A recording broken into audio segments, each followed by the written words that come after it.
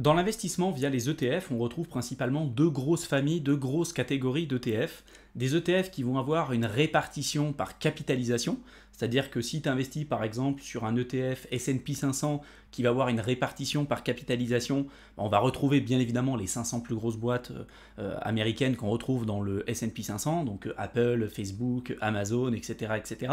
Mais plus une boîte va avoir une capitalisation boursière importante, plus elle va peser lourd dans le marché justement mondial et dans le S&P 500, et donc plus elle va peser lourd dans l'ETF qui va répliquer les performances de ce S&P 500, et c'est pour ça que je t'en parlerai un petit peu plus tard, mais c'est pour ça qu'on retrouve souvent des boîtes qui vont avoir une surpondération comme Apple, Microsoft, Amazon, etc. dans des ETF qui vont avoir une répartition par capitalisation, puisqu'en fait c'est déjà des grosses boîtes, et donc plus cette boîte va peser lourd globalement au niveau de sa capitalisation, plus elle va peser lourd in fine dans l'indice.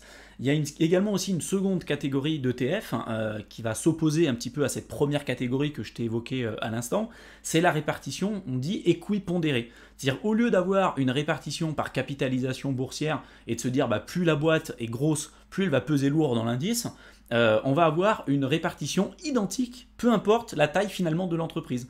Donc on va retrouver des ETF qui vont avoir par exemple 0,25% dans Apple, 0,25% dans Amazon, 0,25% dans Microsoft, 0,25% dans les 500 plus grandes entreprises américaines, ce qui fait qu'on ne va pas avoir une surpondération sur certaines grosses boîtes, et donc il y aura certains avantages et inconvénients avec cette approche, mais c'est justement ce qu'on va essayer de voir ensemble dans cette vidéo. Je vais te présenter les avantages, les inconvénients d'une approche équipondérée par rapport à une approche par capitalisation. Comme je te le disais un petit peu plus tôt, un indice boursier va suivre un certain ensemble de sociétés cotées en bourse, et la grande majorité de ces indices sont pondérés en termes de capitalisation boursière. La capitalisation boursière d'une entreprise, c'est la somme de la valeur du prix de toutes ses actions, et ce qu'on peut voir souvent sur les fiches descriptives des différents indices, là c'est le cas du MSCI World, on voit qu'à l'intérieur on a 1512 entreprises qui sont représentées dans cet indice, et on voit qu'on retrouve des boîtes comme Apple, Microsoft, Amazon, etc. etc. et leur poids dans l'indice, là on voit par exemple que Apple c'est une capitalisation de 3108 milliards de dollars de capitalisation avec un poids dans l'indice de 5,30%. Microsoft, donc tu vas retrouver sa capitalisation boursière et son poids finalement dans l'indice, etc., etc. Et on se rend compte que le top 10 des plus gros constituants dans cet indice MSCI World, ça représente un peu plus d'un poids de 20% en fait dans cet indice. Donc c'est pour ça que la répartition par capitalisation, il faut faire attention aussi, parce que si on n'a pas envie d'avoir une surpondération sur de certaines grosses boîtes, on peut s'orienter vers une autre manière de gérer son portefeuille, notamment vers des ETF équipondérés, mais ça je t'en parlerai un petit peu plus tard. Donc ça c'était pour le cas du MSCI World. Si on regarde pour le MSCI Emerging Market, on a 1422 entreprises à l'intérieur, et là pareil on va avoir du coup des entreprises comme Tencent, Samsung, Alibaba, etc., etc., avec leur capitalisation boursière exprimée en milliards de dollars et leur poids finalement dans l'indice. Donc là le top 10 des constituants, ça représente un peu plus de 22% du poids dans l'indice du MSCI Emerging Market. Un autre indice très connu qui s'appelle le MSCI ACWI, qui va faire le mix en fait entre le MSCI World et puis le Emerging Market, donc les marchés émergents. À l'intérieur, on a 2934 entreprises, et donc on retrouve les boîtes comme Apple, Microsoft, etc. Mais on va être aussi exposé aux marchés émergents. Là, on va avoir une répartition qui va être assez différente de celle que je t'ai présentée un petit peu plus tôt, déjà parce qu'on a un peu plus d'entreprises, mais on a quand même une surpondération avec un point important sur des entreprises qui pèsent déjà lourd dans l'indice, puisqu'on est toujours sur une répartition par capitalisation. Là, je t'ai remis un autre exemple que tu connais avec l'indice du S&P 500, donc il y a un indice qui représente les performances des 500 plus grandes entreprises américaines. Tu as la répartition sectorielle, donc on voit qu'on est très présent sur le secteur des nouvelles technologies, donc la technologie de l'information, le secteur de la santé, de la finance, etc., etc. Et à l'intérieur, on voit les principales lignes qui sont représentées dans l'indice du S&P 500. Là, pour le cas de cet ETF qui s'appelle l'IXOR S&P 500 UCITS ETF AC, donc pour un ETF capitalisant qui va automatiquement réinvestir les intérêts qui sont générés par le capital, on voit quand même que le top 10 des constituants de cet indice représente plus de 30% du poids général de cet ETF. Donc il faut faire attention à la manière dont on va sélectionner les ETF, et je vais te montrer un petit peu plus tard les avantages et les inconvénients des ETF aussi équipondérés. Donc ce qu'il faut comprendre en fait, c'est que presque tous les fonds du S&P 500 dans lesquels on va décider de placer notre capital investissent un pourcentage plus élevé de leur argent dans de très grandes sociétés que dans des sociétés plus petites de l'indice. Apple, par exemple, a une capitalisation boursière 8 fois plus importante qu'American Express, et donc le S&P 500 va décider d'investir 8 fois plus dans Apple, malgré le fait qu'ils soient tous les deux membres de l'indice. En revanche, un fonds indiciel équipondéré prend le même ensemble de sociétés et y investit de manière aussi équitable que possible.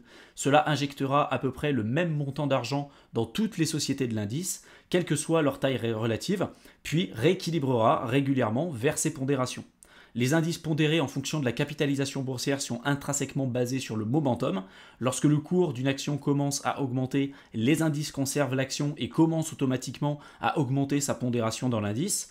Cela peut être une bonne ou une mauvaise chose selon les raisons pour lesquelles le prix augmente. Par exemple, si on a une augmentation de revenus et des bénéfices, c'est plutôt une bonne chose. Par contre, si on est dans le cas d'une bulle spéculative, comme ça a été le cas de la bulle des années 2000, avec les dot-com, la bulle Internet, ça peut poser un certain nombre de problèmes, parce que du coup, on va surpondérer les entreprises qui sont demandées par énormément de personnes, mais des fois même au-delà de leur valorisation et de leur valeur intrinsèque. Donc si tu veux en savoir plus sur la stratégie momentum, j'ai fait une vidéo que tu pourras retrouver dans la playlist bourse qui s'appelle Stratégie momentum, la meilleure stratégie pour investir en bourse. Donc n'hésite pas à acheter un coup d'œil si tu veux en savoir plus sur ce sujet. Comme je te l'ai dit tout à l'heure, un indice pondéré en fonction de la capitalisation boursière est de plus en plus concentré dans une entreprise dont la capitalisation boursière augmente. De même, lorsque le cours d'une action commence à baisser, les indices diminuent naturellement leur pondération à mesure que la capitalisation boursière de l'entreprise diminue. En revanche, les indices pondérés de manière égale, donc on dit aussi équipondérés, sont intrinsèquement basés sur la valeur. Les entreprises de type value, je t'en avais déjà parlé à plusieurs reprises. Donc le fonds indiciel, il est divisé à part égale entre toutes les sociétés qui sont incluses dans l'indice. Ainsi, lorsque les actions par exemple de la société A va augmenter et que les actions de la société B va diminuer, le fonds doit vendre une certaine partie des actions de la société A pour acheter les actions de la société B afin de rééquilibrer de nouveau de manière égale l'indice, parce que cet indice on souhaite qu'il soit équipondéré. Donc souvent ces alternatives se rapprochent plus de l'approche qu'on dit value, à contrario de l'approche tout à l'heure que je t'ai présentée qui est plutôt basée sur le momentum.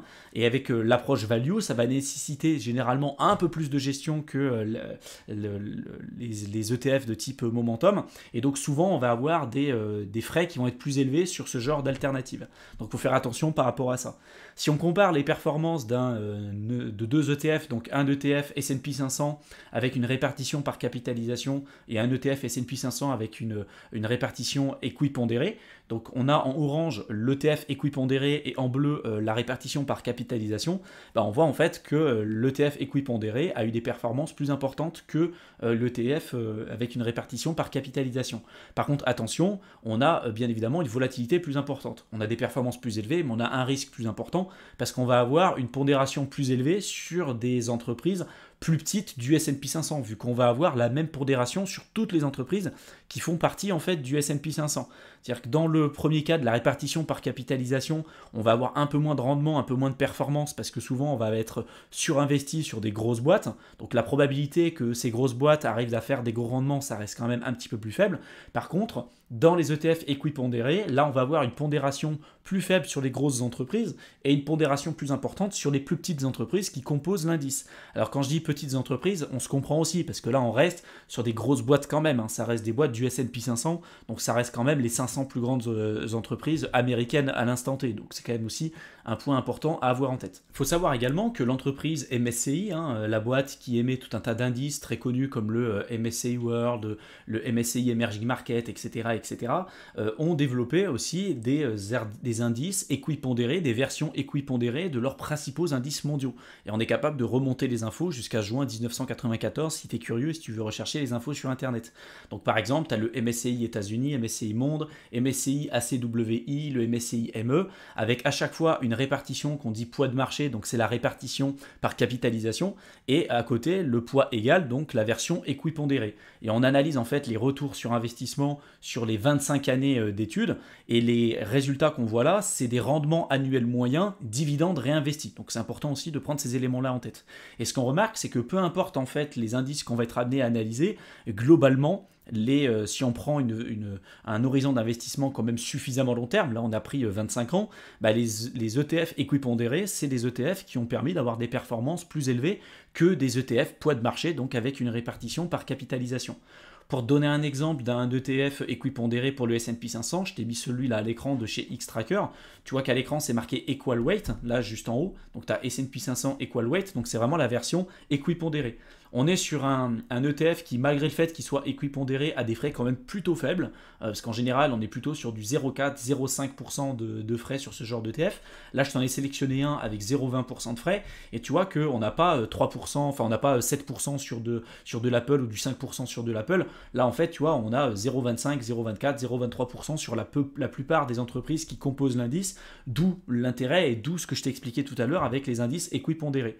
Par contre, attention, même si sur le long terme, globalement, les ETF équipondérés ont tendance à surperformer leurs homologues avec une répartition par capitalisation, c'est pas forcément le cas sur le court terme. Là, tu vois, j'ai pris le cas de deux ETF, donc celui de Xtracker Equal Weight que je t'ai présenté un petit peu plus tôt, et celui de chez Lixor du S&P 500 avec une répartition par capitalisation qui est la courbe en bleu. Bah, en fait, on voit que là, depuis entre 2015 et 2023, mi-2023, la courbe en bleu qui correspond à l'ETF avec une répartition par capitalisation a eu des performances plus élevées que son homologue avec une version équipondérée.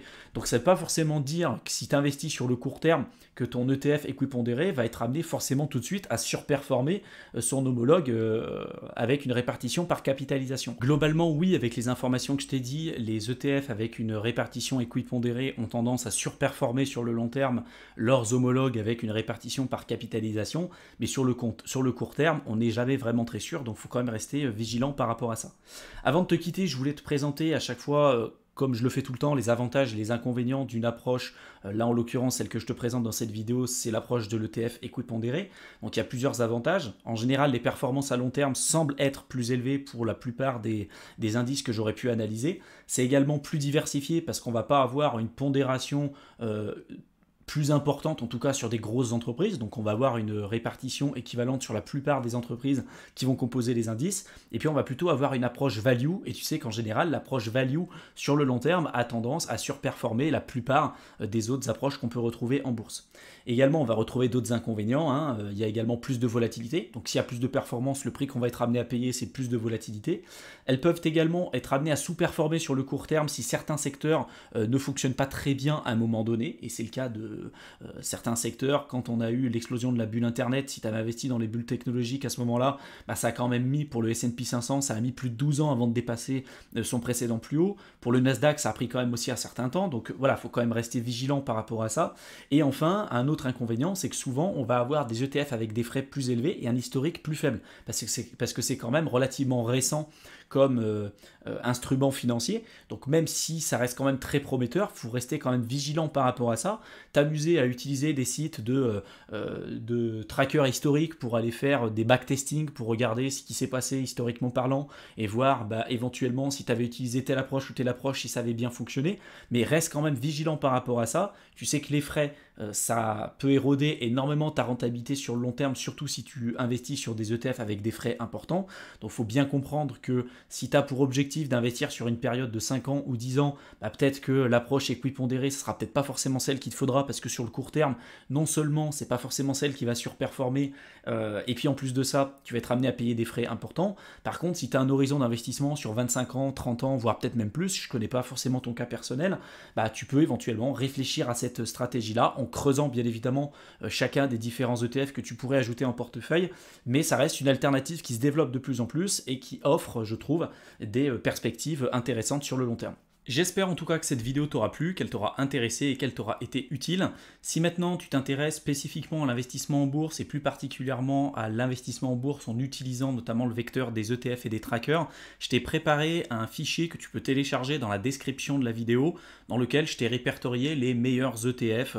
Alors les meilleurs ETF sur compte titre, les meilleurs ETF sur PEA, il y a même une section sur les meilleurs ETF Smart Beta, etc. Donc je sais qu'en général les débutants, ce qui leur manque et ce qui leur demande énormément de temps, c'est de faire justement la sélection des meilleurs ETF. Donc c'est un travail que j'ai déjà fait pour toi. Donc n'hésite pas à télécharger le document. Le lien se retrouve dans la barre d'infos. Tu cliques dessus, tu rentres ton adresse mail et je t'enverrai directement ça dans ta boîte de réception. Je te souhaite une excellente fin de soirée et je te retrouve dans une prochaine vidéo. À bientôt.